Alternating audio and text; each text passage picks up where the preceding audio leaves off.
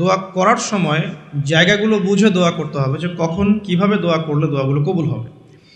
প্রথম কথা হচ্ছে দোয়া করার শুরুতে আপনি দরুদ পড়বেন, দরুদের ফলে দোয়া কবুল হয়। দরুদ না পড়লে দোয়াটা আসমানে গিয়ে ঝুলে থাকে, উঠিয়ে নেওয়া হয় না। যখন দরুদ পড়া হবে তখন দোয়াটা উঠিয়ে নেওয়া হবে।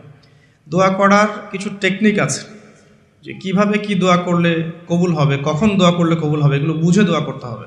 অনেকেই বলে দোয়া করেই যাচ্ছে কবুল হচ্ছে না। কিছু বিষয় আছে হয়তো এই কারণে হচ্ছে না, হয়তো বা আল্লাহ পাক চাচ্ছেন এটা আপনার জন্য পরে পাওয়া উত্তম, সেই জন্য আপনি এখন পাচ্ছেন না। হয়তো বা আল্লাহ পাক আপনাকে পরকালে দিবেন বলে জমা রেখেছেন, হয়তো এই জন্যে পাচ্ছেন না। অথবা হয়তো আপনার আকীদায় শিরক আছে, হয়তো এই জন্য হচ্ছে না। হয়তো বা আমলে বেদায়াত আছে, এই কারণে হচ্ছে না। অথবা আপনার রিজিকে কোনো হারাম কিছু আছে, মেবি এই কারণে আপনার দোয়া কবুল হচ্ছে না। অথবা আপনি তাড়াহুড়া করছেন। তাড়াহুড়ার ব্যাখ্যায় নবী সাল্লাল্লাহু আলাইহি ওয়াসাল্লাম বলেছেন যে মানুষ বলে আমি দোয়া করেই গেলাম, আমার দোয়া কবুল হলো না। তো আমরা জেনে নিব যে কোন কোন জায়গায় কিভাবে দোয়া করলে দোয়া কবুল হবে। এই বইটার মধ্যে সবই দেয়া আছে, হিসনুল মুসলিম বইটার মধ্যে। তারপর আমি বলছি আমার ব্যক্তিগত ইলম থেকে কিছু কথা, সেটা হলো দোয়া করার আগে অবশ্যই আল্লাহর প্রশংসা করবেন, অ্যাটলিস্ট একবার আলহামদুলিল্লাহ বলে হাত তুলবেন। তারপরে আপনি নবী সাল্লাল্লাহু আলাইহি সাল্লামের কাছে উপরে একবার দরুদ পড়বেন। আগে আগে আল্লাহর প্রশংসা, তারপরে দরুদ। এরপরে আপনি নিজের পাপের ক্ষমা চাবেন। আগে আপনি পাপ করেন বা না করেন, আগে বলবেন রব্বিক ফিরলি, আল্লাহ আমাকে মাফ করে দাও, পাপ করেন বা না করেন। এটা সুলাইমান আলাইহিস সালামের সেই দোয়া থেকে আমি শিক্ষা নিয়েছি। সুলাইমান আলাইহিস সালাম যে বিখ্যাত দোয়ায় বলেছিলেন যে আল্লাহ আমাকে এমন মুলক এবং রাজত্ব দান করুন যে মুলক আর রাজত্ব আপনি কাউকে কখনো দেননি। এই দোয়ার শুরুতে তিনি বলেছেন রব্বিক ফিরলি, আল্লাহ আমাকে মাফ করুন। তো এটা আদব, দোয়ার আদব হচ্ছে আগে নিজের ক্ষমা চাওয়া, আল্লাহর কাছে নিজের ভুলের ক্ষমা চাওয়া, তারপরে দোয়া করা। হামসানা, দরুদ, এরপরে আপনি ক্ষমা চাবেন। এবার আপনি দোয়াগুলো করবেন আপনার মন থেকে।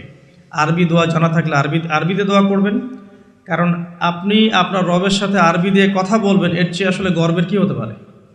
আরবি ভাষা কেন শিখব, কি দরকার আছে, এটা কি সাম্প্রদায়িকতা? আল্লাহ রাব্বুল আলামিনের আল্লাহ পাক যে ভাষায় কোরআন নাজিল করেছেন, আল্লাহ পাক যে ভাষায় কথা বলেছেন কোরআনে, সেই ভাষায় আমি আল্লাহর সাথে কথা বলছি, এর চেয়ে গর্বের কী আছে আমার জন্য? আরবি কেন শিখছি, কেন শিখব? এই ভাষা দিয়ে আমি আল্লাহর সাথে কথা বলব। জান্নাতে এই ভাষা চলবে, কোরআন এই ভাষায় নাজিল হয়েছে, কবরে এই ভাষায় প্রশ্ন করা হবে, তা আমি কেন এই ভাষায় আল্লাহর সাথে কথা বলবো না? এর মানে এই নয় যে কেউ যদি আরবি না জানে অন্য ভাষায় দোয়া করতে পারবে না, এমনটা নয়। অবশ্যই কেউ যদি আরবি না জানে, বেসিক দোয়াগুলো না জানে, সে বাংলাতে দোয়া করতে পারে, কোনো সমস্যা নেই। ইংরেজিতে দোয়া করতে পারে, উর্দু দিয়ে দোয়া করতে পারে। ভাষাগত পার্থক্য আল্লাহর কাছে নেই, তবে আরবির মর্যাদা আছে।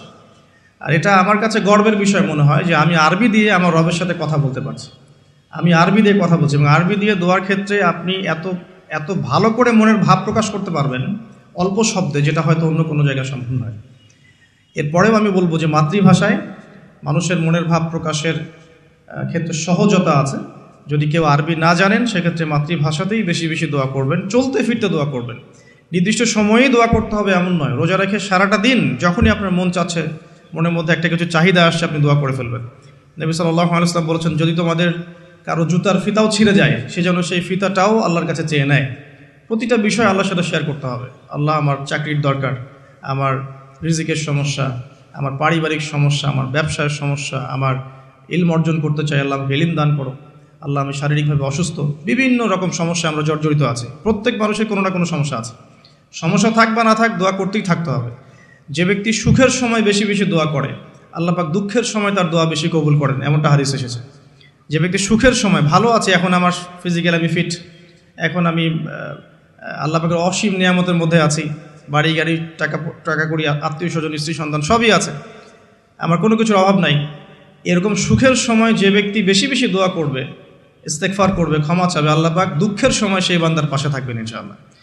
আর সবচেয়ে বড় দুঃখের দিন তো কিয়ামতের দিন, আল্লাহ পাক সেদিন ইনশাআল্লাহ আমাদের সাথে থাকবেন ইনশাআল্লাহ তাআলা। দোয়ার আগে এই আদবগুলো মেনটেন করবেন। বাংলা ভাষায় দোয়া করেন যদি আরবি না জানেন, আর আরবি জানার দিকে আমি বেশি জোর দিচ্ছি, আরবি জানলে বেশি ভালো হয়। 3 ব্যক্তির দোয়া ফেরত দেওয়া হয় না।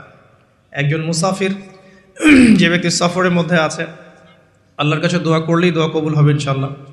একজন ব্যক্তি যে পিতা বা মাতা হয়েছে, তার সন্তানের জন্য দোয়া করলে দোয়া কবুল হবে ইনশাআল্লাহ। আরেকজন হচ্ছে সে ব্যক্তি যে ব্যক্তি রমাদান মাসে বা অন্য যে কোনো সময় রোজা রেখেছে, সমরত অবস্থায় তার দোয়াকে ফেরত দেওয়া হবে না। স্পেশালি সে যদি ইফতার করতে থাকে, সেই সময়ের দোয়াকে তার ফেরত দেওয়া হবে না ইনশাআল্লাহ। তো আমরা বেশি বেশি দোয়া করবো রমাদান মাসে ইনশাআল্লাহ।